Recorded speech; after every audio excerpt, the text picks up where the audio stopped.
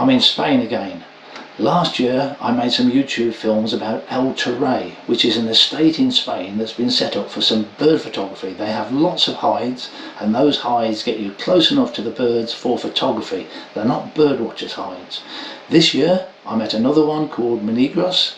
Very similar setup, not quite as many hides, and just like El Terray, the organiser of the trip is Rennie de Heer, and hopefully we'll get to talk to him later on, but he sets it all up for you, and it's drastically cheaper than going through a British tour company. Now, it's been very successful. We're almost at the end of the week now. It's been very hot. Yesterday we got up to 44 degrees. That was outside. Inside the hide it was even hotter and very humid. The sweat was just running off me. When I got out of the hide, my shirt and my shorts were just soaking wet, and I was worried about my wallet as well. I thought all my euros were going to be spoiled, but they weren't. They're sort of plasticky coating, so they were okay, but it was incredibly hot. That means the birds are thirsty, so that's when they come down to the water to drink, and we've done all sorts of species. It's been a great trip so far, just one day to go now. Since most of the photography is done at drinking pools, a good water supply is necessary.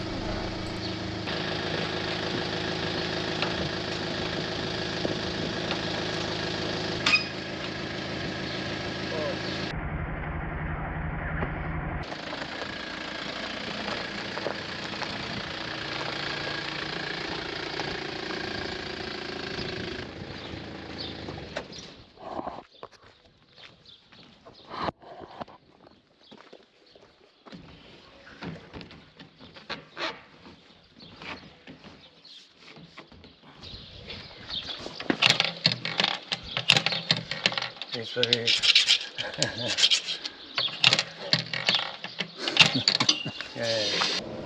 That was €1. And how much do you get for €1? So 1,000 litre. 1,000. 1,000 litre.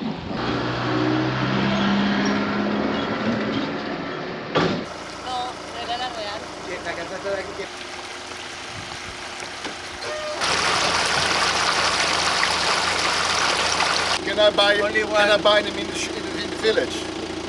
But mine is in the house in Ventoros. No, this man have In the hotel.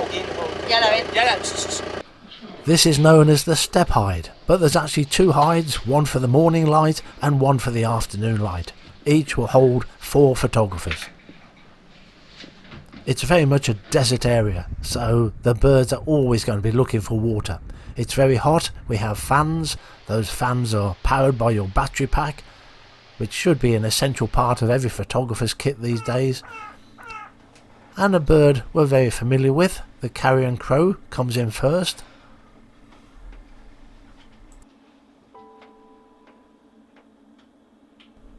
I do like crows. They've got a lot of character, charisma. They're always doing something interesting. This is being taken at 240 frames per second on the OM-1. I didn't use the Lumix GH6 at all during the trip. It means I have to manually focus, but I've got peaking on, that helps. Peaking is when the area that's in focus changes colour, so it's obvious that that part is in focus. Black kites, there's red kites and black kites coming down, and it's very common to see crows and raptors interacting. The crow will try and pull the tail feathers of the black kite, but this kite is obviously very aware that this can happen.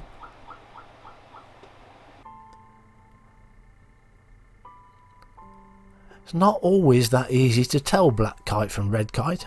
This bird's easy. It's a mature looking bird, it's in good feathered condition, it's obviously a black kite, but it's quite reddish, which is where the confusion can come. Note the dark eye, but not all black kites have a dark eye. That changes depending upon the age of the bird. This is a red kite. It's got a much paler head and a pale yellow eye. But it's very common in raptors that the eye colour changes depending upon the age of the bird. So a red kite now in the water, and a black kite.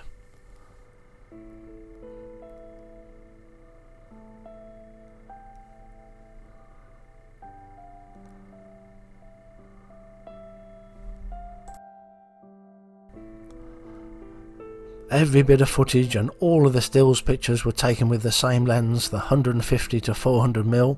I did have the 40 to 150 2.8 lens with me as well, but I didn't get to use it once. I just had it there just in case. And all taken with the OM-1 camera body.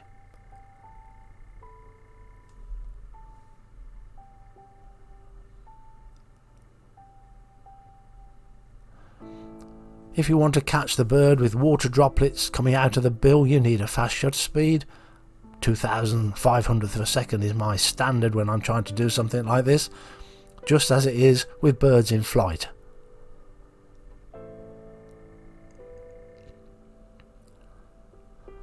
But if the bird is just static and just sitting there by the side of the water, you can use a much slower shutter speed. But the light there is very strong. We're photographing from before dawn until about 11 o'clock in the morning. And all of the stills pictures you're looking at will be taken at 1600 ISO, which is my standard. The afternoon sessions would last from about 6 o'clock or 6:30 till 9:30. Then we'd go off and have something to eat. It's good to get booted eagle down. The first time I've taken pictures of booted eagle on a digital camera. Very smart looking bird too.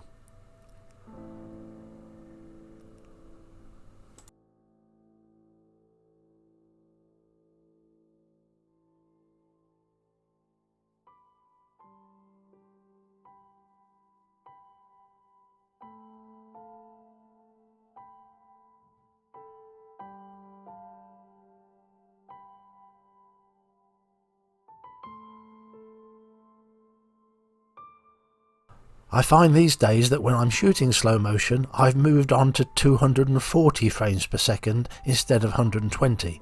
That means I have to drop down to HD, but I just love the extra slow motion. It means I'm not using the Lumix so often because that will give me 4K at 120 frames per second, but at 240 it's HD, the same as the OM-1. A common buzzard.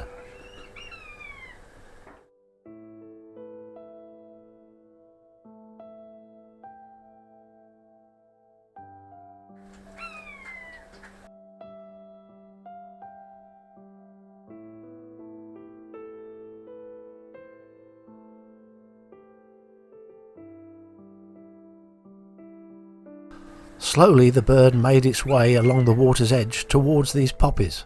I just wanted it to go just a touch closer. Which it did, it obliged. Now I just want it to call.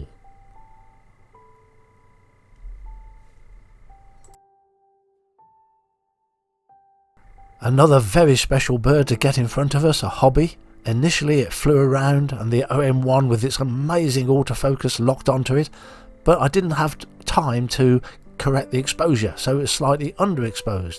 But that's why I shoot RAW, because in RAW I can change the exposure afterwards. You can change the exposure on a JPEG, you've just got more latitude with a RAW file.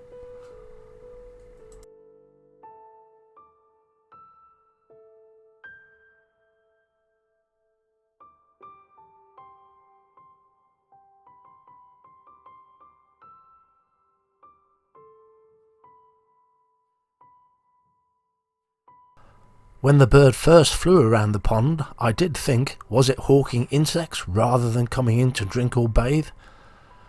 But it certainly was interested in drinking or bathing, but it never really did, or at least it only splashed. Let's have a quick word with Rennie to see why his trips are such a bargain price. So this is Rennie, who I mentioned earlier. Rennie, these trips that you organise are drastically cheaper than any tour company offers them for. Why is that? Well, first thing first is I don't really organize the tours myself. Everything is organized by the companies that I deal with. What I do is I approach companies that run, for example, El Terai, or where we are now in Monegros. They come back with a price that they want to charge per customer, and I pass this on to others. I like to travel with other photographers as well. It is just more sociable, it's nicer, and I'm able to share good locations with other photographers for an acceptable, reasonable price. The same height, the same locations, same birds. Yeah. What sort of group size are you looking for? The group size is between 6 and 8. So for example, here where we are now, we have this week 6 photographers, next week 7. On average, it is between 6 and 8, but it depends how many guests a certain location can have. Yeah. And are you offering trips to other countries than just Spain? Yes, I also offer now a trip in Norway for caper caillie, black grouse and great snipe. And I suspect that you have a favourite country. Well, the favorite country is Spain. Very diverse, it offers everything, sun, sea, mountains, like we're here in Monegros, which is a desert. It is my favorite location to go and photograph wildlife. In the description underneath this video you'll find a link to Rennie's website, and you'll see that his trips are advertised there. They can be half the cost of a normal tour, or even better. And in next week's film I'll show you more pictures from this trip, including a night session with the eagle owl. Thanks for watching.